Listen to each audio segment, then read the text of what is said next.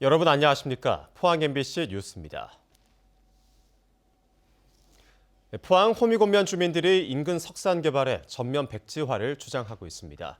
이들은 지난 10년간 분진과 소음 등의 피해를 겪고 있다며 포항시가 해당 업체에 기간 연장을 불허하라고 호소했습니다. 박상원 기자입니다. 지진이라도 난 것처럼 곳곳에 금이 가고 여기저기 타일이 떨어져 있습니다. 주민들은 인근 석산 개발 현장의 발파 충격으로 건물에 균열이 생기고 분진과 소음 피해를 입었다고 주장합니다. 너무 많이 넘어와가지고 지금 현재 저 보면 산에 나무라든지 이런 걸 보면 분진이 어느 정도 날려가지고 나무가 눈 오는 것처럼 하얗게 뒤집는 걸 볼 수가 있고, 또 평소에 바람이 좀 적게 불 때는 그 계곡 꼴짝 전체가 안개처럼. 현장에서 가장 가까운 강사 삼리 주민들도 발파 충격과 소음으로 인해 분만을 앞둔 어미소가 유산하는 등 축산업 피해가 크다고 호소합니다. 수정을 시켜가지고 임신이 되면은 그 놀리고 이러면은 그 유산되는 그 확률이 많아요.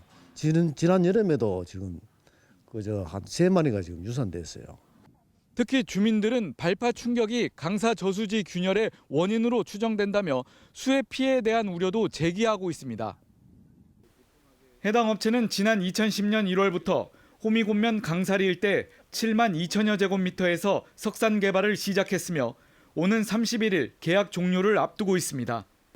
현재 채취량은 70%로 업체가 포항시에 기간 연장을 신청하자 주민들은 집단 행동에 나섰습니다. 호미곶면 석산 개발 절대 불가하다. 이에 대해 해당 업체는 발파를 최소화하면서 주민들과 적극 소통하겠다고 밝혔습니다. 화약이 잔여량에는 또 반납을 해야 되는 그런 절차가 있습니다. 그렇기 때문에 야간은 발파할 수가 없습니다. 그 모니터링을 충분하게 해서 소음 진동 우리 테스트도 한번 해보려고 그렇게 생각을 하고 있습니다. 하지만 주민들은 자연훼손의 심각성을 알리는 주말 집회와 대국민 서명운동을 추진하는 등 전면 백지화를 요구하고 있어 갈등의 골은 더 깊어질 것으로 보입니다. MBC 뉴스 박상원입니다. 포항시의 내년 국비 예산이 1조 4,514억 원으로 확정됐습니다. 내년도 주요 신규 사업으로는 블루벨리 임대 전용 산업단지 조성 525억 원, 울산 포항 동해 중부선 복선 전철화 225억 원 등입니다.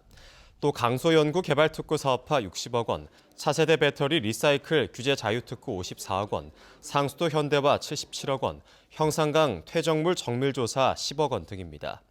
계속 사업 예산으로는 포항 영덕 고속도로 건설 1,139억 원, 흥해 우회도로 건설 140억 원, 국민안전로봇 프로젝트 52억 원, 송도 도구해수욕장 연안정비사업 145억 원, 인조흑연 원천기술 개발 49억 원 등입니다. 포스코 교육재단이 시설 개설을 위한 투자 없이 포항제철중학교 분리를 추진해 학부모로부터 불만을 사고 있습니다. 교육재단은 올해 초 남녀공학인 제철중학교를 분리하고 여중을 신설하기로 했지만 급식소와 다목적 강당 등 시설 미비로 교육적 승인을 받지 못했습니다.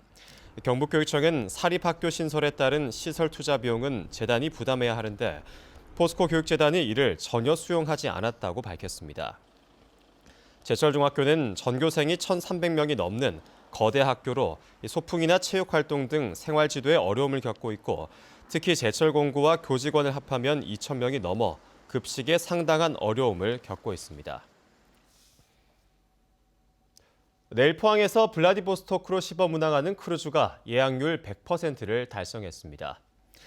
포항시에 따르면 모집 인원 1,255명 중 포항 70명 등 경북 100명을 제외한 나머지 1,100여 명은 모두 수도권과 부산 지역 관광객인 것으로 나타났습니다.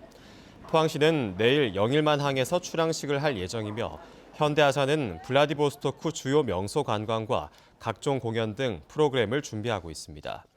포항시는 크루즈 모항으로 영일만 항의 가능성을 검증하고 보안 사항을 점검해 내년부터는 러시아와 일본을 연결하는 환동의 국제 크루즈 항로를 개설한다는 계획입니다. 이상으로 포항 MBC 뉴스를 마칩니다. 여러분 고맙습니다.